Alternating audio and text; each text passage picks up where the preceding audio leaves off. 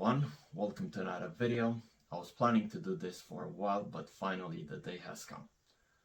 In the next couple of months, I'll be preparing the garden for a concrete slab that I need to pour to be the base of a garage that I'll be building from prefab concrete panels. I'll go outside and start removing some of the paving slabs that are in the garden and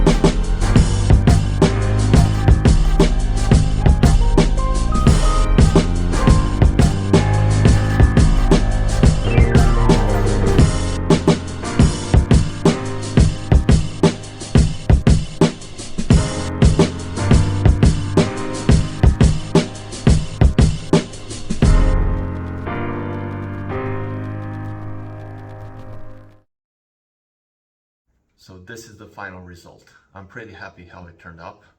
The lights are very, very bright. I was not expecting to be this bright.